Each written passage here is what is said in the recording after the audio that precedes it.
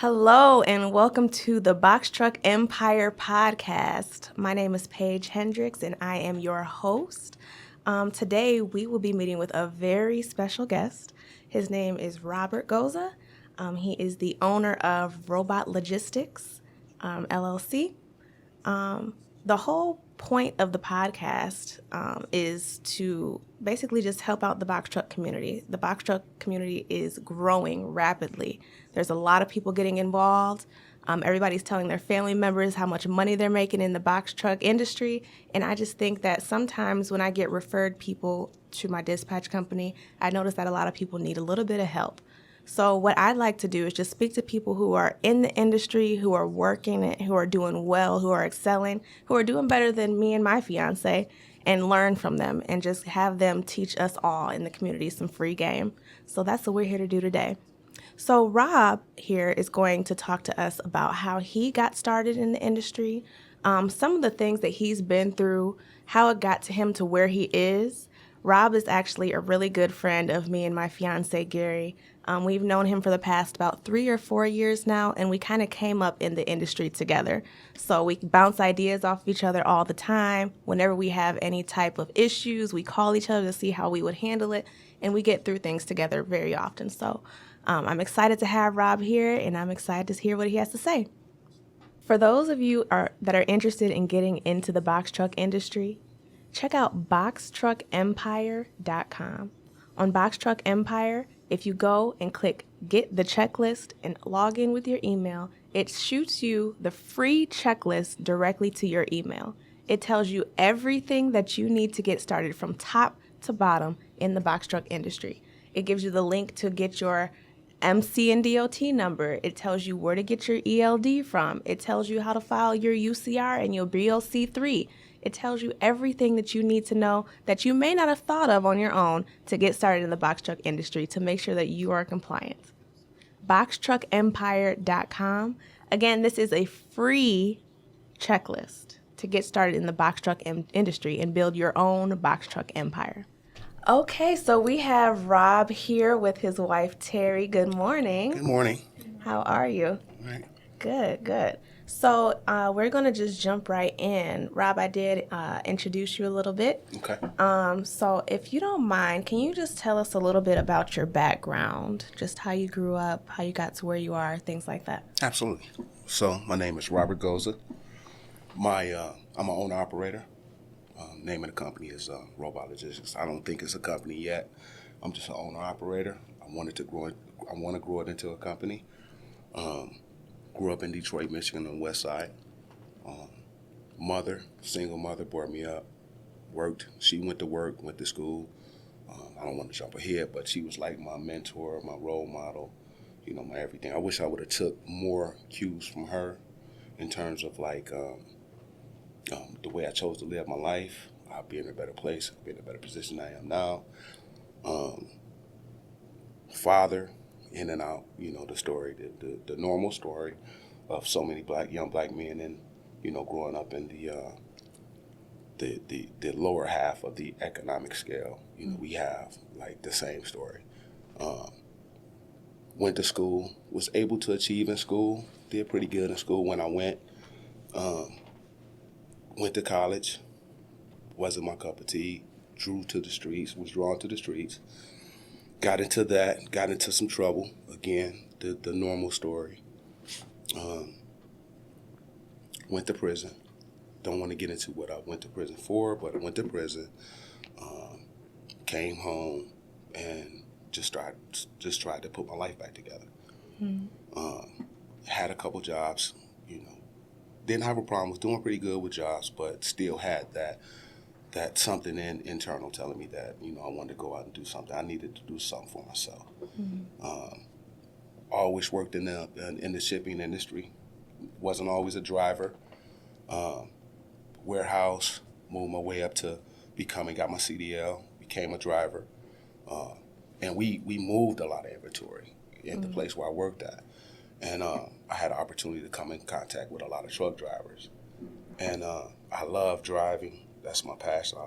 Even outside of work, that's what I enjoy doing the most.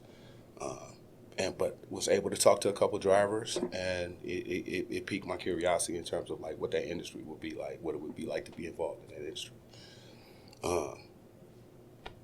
That's how I got into it. Okay. So you got your CDL. Yes, ma'am. How far long ago was that? Got my CDL in 2014. Mm-hmm. Got my chauffeurs first. I'm sorry. Let me back up. Got my chauffeurs first because that's you can drive the a box truck. Mm-hmm. And our company, we mainly most of the stuff that we moved was via box trucks. Mm-hmm. So I got a chauffeur's license. We had 3 drivers. We had 3 driver routes, Mm-hmm. but only 2 were like steady work. And sometimes they had to pull in a temp driver to do the 3rd route. Mm-hmm. And I noticed that they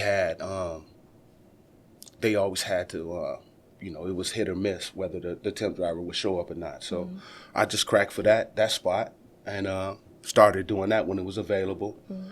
Eventually moved my way up, got that route, and then, went from there. Okay. So what was that transition like when you went from working for someone, Mm-hmm. you get your chauffeurs, Mm-hmm. you get your CDL.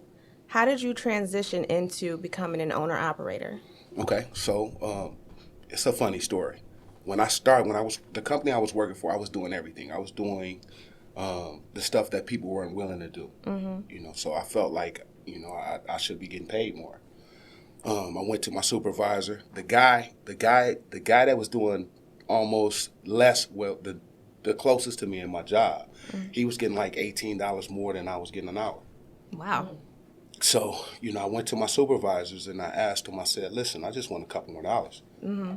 And, it was a tactic that was used commonly in this company where people would say, well, look, I need a raise or, I'm quitting. Yep. So they thought, that I was, I guess I was trying to, they thought I was trying to do the same thing. So, we'll talk about it. We talk about it, whatever.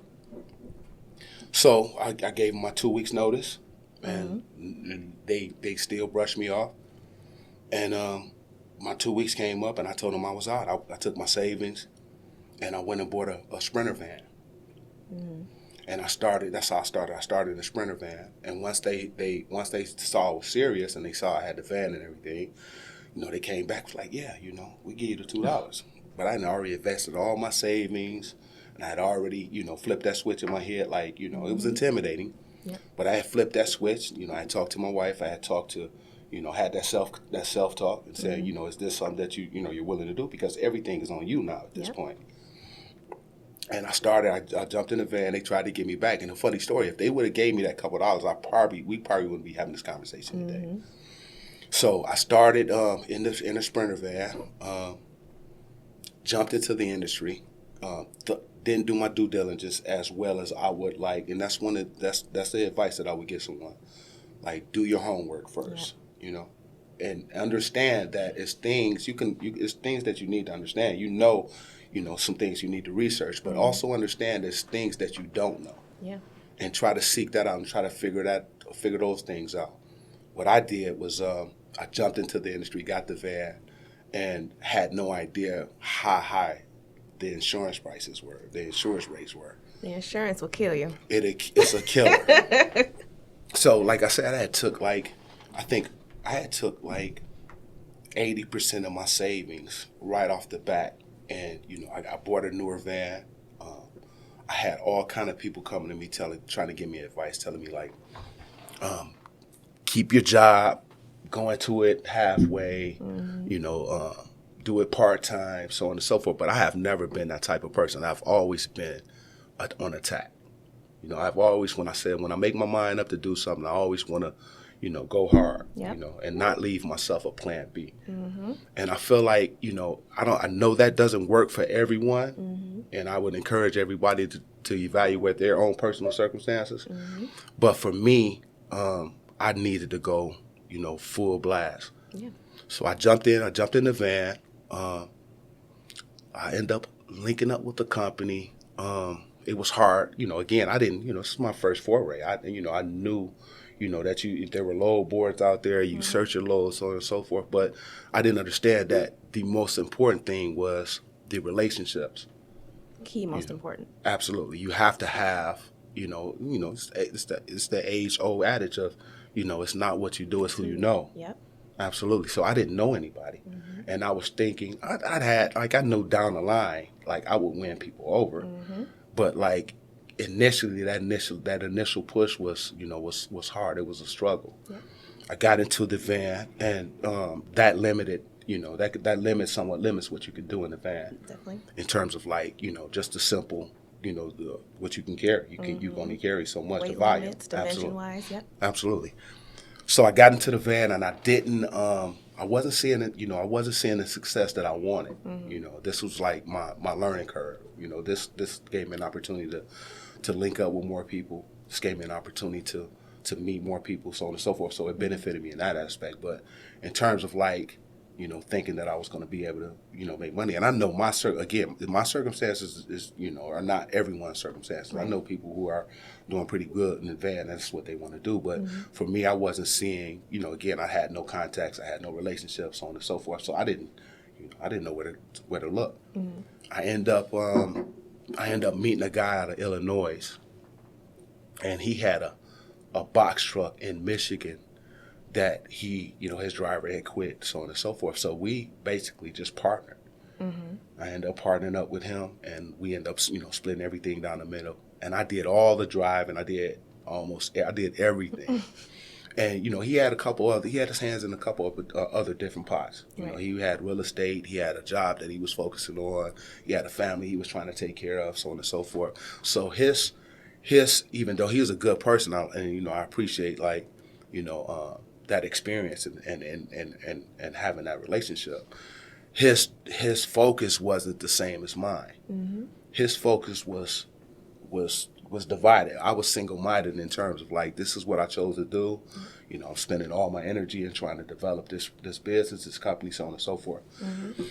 So I end up driving. I end up jumping in his truck and end up driving all over the country. A lot of late nights, a lot of hard work.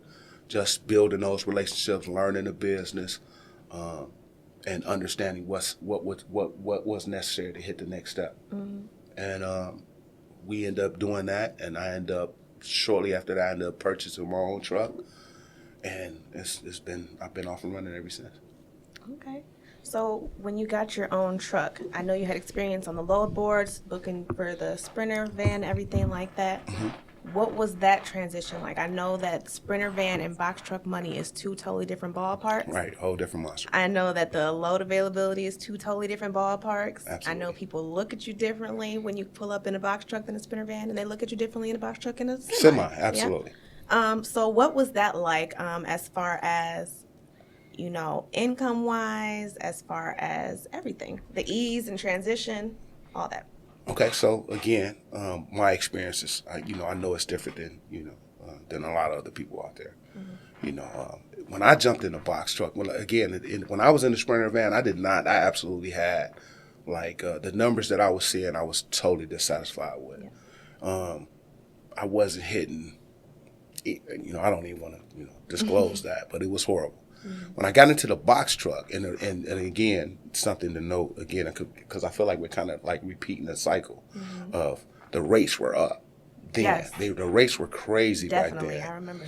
So like I told you, when I partnered with the guy out of Illinois, we were splitting everything, and we were still doing pretty good. Yeah. I mean, like over 5 digits a month. Yeah. We were doing, and this was like, with me doing everything, not having the time to, really focus on, what you really need to focus on in terms of like driving versus searching for loads, so on and so forth. The difference between getting a load sometimes is 30 seconds, so on and so forth. So, just imagine being on the road in a semi, in a truck, and you don't want to be unsafe, so you don't want to be over your phone. So you can only do that in a time when you're getting loaded, when you stop for gas. Absolutely, when you have a break. Yep. So, and the rates were crazy. So, for now, going back to what you said in terms of like what the You know, the difference between, you know, a Sprinter van and a box truck, the rates are way down now. Yeah. You know, and I'm by myself. I'm going dolo now, so you know, but it's still like a struggle. Yeah. I think going into this, I think you have to, you know, in learning the business, again, not having those relationships, you have to rely on the load board, and you have to rely on like local shippers and you know, developing those relationships. But ultimately, I think that you want to try to work away from those load boards. You want to get off the load boards, and then, you know, you want to kind of establish. I think the next step for me was, you know, gaining a relationship with a broker, and then, you know, a shipper, getting a direct shipper, because ultimately that's where I think if you're just an owner operator, ultimately you want to try to meet up with a shipper that has the volume to that would justify you just, you know, dedicating your equipment to, you know, to the shipper. The transition for me, and again, like I didn't stick one of my number one things in terms of like what I believe helps me to move forward is time, you know, and how you value your time. I think that's your most valuable asset. So and I mean that to say on a broad level, and then, you know, also mean it like, you know, more immediate, on a more immediate level, in terms of like in the van, when I saw that I wasn't, you know, and I wasn't growing and I wasn't hitting the numbers that I wanted to hit, I tried to make that pivot. I tried to think of a way that I could make a pivot to get out of this. Yeah. You know what I mean? And try to move to another situation to where like I felt like it would be better served for me to, like, you know, put my time in trying to, you know, develop that. Right. I went to the semi again. The question being, what was the difference? How was the transition? The transition for me was I parked the van, jumped in this truck, saved again so I can, you know, make that pivot. Jumped into a box truck, bought a piece of garbage box truck. I think it was like $12,000 I found the truck for. Did my first week out, engine light pop on. You know, engine light popped on, and I had to, like, you know, I had made a little money in this little week, Right. but all that had to go back to, you know, repairing the truck. Funny story, the company I was telling you about, where, you know, I asked them to give me that couple dollars right at this time, and, you know, it always seems to work like that when you stay, you know, you stay focused, you stay on your grind, so on and so forth. But they called me back right at that time and asked me what was I doing, and I told them, I said, look, I got a box truck, and they contracted me in. Really? Absolutely, they contracted me in as an independent contractor, and at that time, I thought the money that they offered, that they gave me for doing basically the same job that I was doing as an employee, it was ridiculous. I didn't understand. It was crazy. They gave me $3,250 a week to do the same job that I was doing for $21 an hour. And didn't want to give you that little raise. And didn't want to give me $2. It's crazy, right? It's funny how things go full circle like that. Absolutely. That's so funny. At the time where I was doing that job, my truck had an engine light on. So I was taking my truck, and it was a shop. My shop was right around the corner from there. So I was taking my truck to that shop and getting the little repairs that I can get done, taking my truck out the shop, running that route for a week, putting my truck back in the shop. It was times where I finished that route on a Friday, got paid from them, took that truck to the shop, had my bike in the back of the truck, took my truck to the shop, jumped on my bike, rode my bike home. Wow. Let them work on that truck, rode my bike back to the shop, put my bike in the back of the truck, and went back to work. You got to do what you got to do. You got to grind, right? You got to do what you got to do, especially when it's all on you. Absolutely. Wow. So, couple questions. You said a lot of good stuff. So, it's hard for me to just pick one of these questions. I had so many that came up in my mind. Okay. But one of the major questions that I want to ask is you talked about how rates were when we first got into it. Absolutely. So I know we kind of got into it around the same time. Mm-hmm. And how rates are way lower than they used to be. Mm-hmm. And I think that when people are getting into this industry nowadays, and they see their brothers or their cousins or whoever making all this money, it's usually because that person has been in the industry a little bit longer, so they've seen when rates are higher, and they're showing them, income based off of the relationships that they've established prior. How are you navigating? I know you got a contract now, so I'll go a little bit before that. How were you navigating when rates were starting to dip and gas was going up and expenses were getting, more? Well, it seemed like everything happened at the same time. It wasn't like something that you saw coming. Like with the war that happened, that like we saw them trickling up, but you were still able to like mitigate that a little bit because you take that into account when you're negotiating your low rate. Right. But when the war hit and that skyrocketed, the fuel prices, you started, really have to make that adjustment in terms of like when you had to like. This doesn't feel like it's all yet. Yeah, when you had to like, you really had to say, okay, like how can I pass this? Not necessarily pass it off to the customer, but you couldn't absorb it as the same way that you would if it was just like a 20-cent hike or so on and so forth. Right. For me, how I navigate now, again, with the relationship that I have, and I think that it's a byproduct of me like working hard and me trying to like really take care of your customer. It's not an issue for me to like say like, look, this is a very real thing. Yep. Like this inflation is affecting me, and I don't want it to affect you, but I mean, I'm have to, I'm gonna mitigate it as much as I can. I'm gonna keep it down as much as I can, but I have to like push that rate up a little bit, and in my situation, it hasn't been an issue. It's, actually, and it kind of, to me, so the difference between the load board and what the rates were back then, like I think a lot of people back then were doing so well off a low board because the rates were so high that it didn't propel them to try to figure out the next step. Correct. So people just stood pat where they were with the low boards because people were doing pretty good.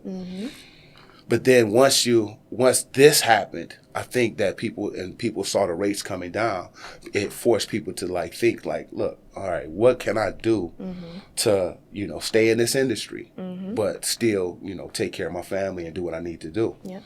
So what that signaled for me, and I thought about this a long time ago, and because I'm always trying to be a forward thinker, I'm always having these conversations with myself because I always believe that no matter how good you're doing, it can always be better. Always. So what I try to do is think like, what's the next step? Like, is some qualities, is some traits that travel, but you're in a service industry. So what that signal for me in my mind is like, how can I help people more?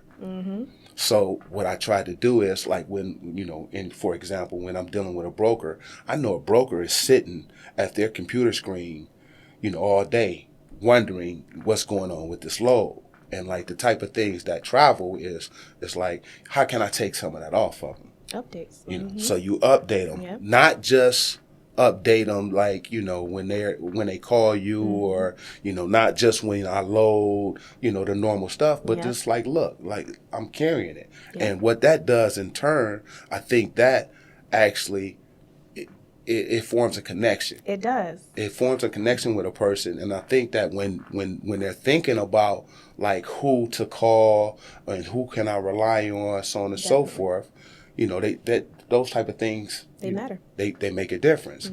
So that in turn helps your bottom line. Yep. Because again, now the relationship that you've established, like, look, all you have to do now is once you pass this load off to me, or once you pass this job off to me, and it's this, again, that's what I mean, it travels. This is something that's just not unique to the trucking industry. This is a people thing. It is. And I think that if more people thought more about other people, I think you would do a lot better. And I think that's the conversations that we need to have with ourselves. Definitely. You know, not like you know, like in dealing with truckers, they say they want to do a certain thing, you put it on them, and then falls through. Absolutely, and that ends up burning your relationship. So, like, what happens in that scenario is that you stop reaching out to that individual as much as you would. Then, you know, if somebody was saying, "Look, I'm ready to go at 3:00 in the morning, 2:00 in the morning." All the time. Absolutely. All the time. I can't even tell you how many times I've started working with a driver who will tell me, I'm ready to go. Send me anywhere. And I send them maybe 300 miles and they trip. Right. I want to stay close to home. You're supposed to send me within 150 miles. Okay, well, I just won't call you anymore. Absolutely. Or if I send you on a load and I need an update, where are you? Did you pick it up? Whatever. I haven't heard from you all day. And then suddenly it's like, oh, the load was delivered yesterday. Well, I haven't heard from you. The broker's blowing me up, so now I won't work with you anymore. Absolutely. I think that's really important for people to realize, especially when getting into the industry or if you're already in the industry. If you have somebody's load on the back of your truck, you should be telling them, I have the load. It's going to take me this much time to get there to drop it off. I'm here to drop it off.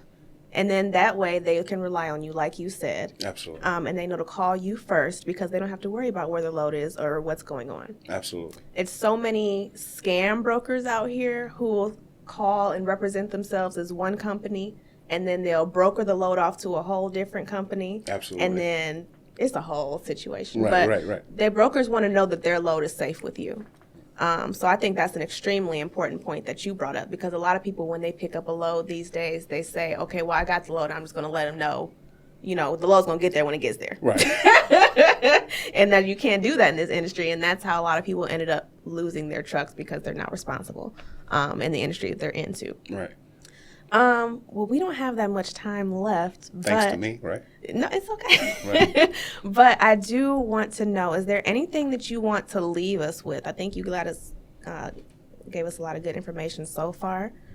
Is there anything that you want to leave us with? Absolutely. Mm-hmm. I think the key, and it's not just this industry, I think, like, I try to take a broader view in terms of, like, how I look at things, in terms of, like, not just look at it as a trucking industry. I think that if you try to, like, if you try to, like, understand, like, other people's jobs, I think you'll do better at it, because you'll be able to address more. You know, you'll be able to address their needs. Mm-hmm. You understand what their needs is, and that'll better equip you how to assist them. Absolutely. And then ultimately, like, that circle, it would, you know, it's going to spiral back to you, because, like, if you're taking care of them, you know, in terms of, like, you're not going to meet everybody that has that same mentality, but there will be times when you meet people who are like-minded, and they're going to try to figure out how can they better help you. Definitely. And those are the things that, like, it's not like, a lot of people talk about they want to be rich and they want to, it takes a lifetime. Mm-hmm. And in that lifetime, it's a lot of learning. Mm-hmm. It's a lot of responsibility. It's not an overnight thing. Mm-hmm. And what happens is you don't see a lot of people that jump into any industry, no matter what it is, and it happens, but instantaneously, like, gain wealth. Correct. It takes that time, and the experience means it takes learning. Correct. Like the industry. It takes you learning what's necessary that's going to put you or help you make that next step, and then the next step after that, and then take that next step after that. Mm-hmm. That in and of itself, I think when you connect with people on that level, I think that, again, when we're talking about qualities and traits and things that travel, I think that those things will serve you no matter what industry you're in. I mean, this is a trucking podcast. We're talking about trucking, but I think the most important thing that needs to be addressed is like your approach on life. Wow. And and understanding, like, what it takes to connect with people. Yeah. You know, and it doesn't matter what you're doing, because you can take it anywhere. Right. Absolutely. Wow, I love that. Right. So last thing I want to touch on, what's next? What are you working on next? Well, the next thing for me is to just, you know, I am considering like a pivot, like in the next 30 days. I think I don't want to get too big. I want to try to develop like a few more trucks, and get those on the road. And then I want to try to jump into the freight forwarding aspect of it. Really? Absolutely. I think that's going to be the game changer for me personally. Nice. Absolutely. Make sure you hit me and Gary up. Absolutely. Awesome. All right. Well, I think this was a great discussion that we've had. I think it's going to help a lot of people. And I really appreciate you and Terry for coming out Thanks and for having speaking with us. me today. Thanks for having Hopefully us. we can have you back. Well, we're definitely probably going to have you back. So this is great. Right. But yeah, thank you for coming out. I appreciate the time. We thank you. Of course. Thank you. Okay, so the last thing I want to discuss before we have off of here is, again, if you are interested in starting your own box truck company, make sure you check out boxtruckempire.com. Again, when you log on to boxtruckempire.com and you click Get the Checklist, type in your email and it sends you the checklist directly to your email for free. So it tells you everything that you need to know from top to bottom. Where to start, where to get your DOT number, MC number, insurance, ELD, DOC3, UCR, everything that you need to get started that you may not have even thought of yourself. So again, that's boxtruckempire.com. Thank you for joining us. Have a great day. All right.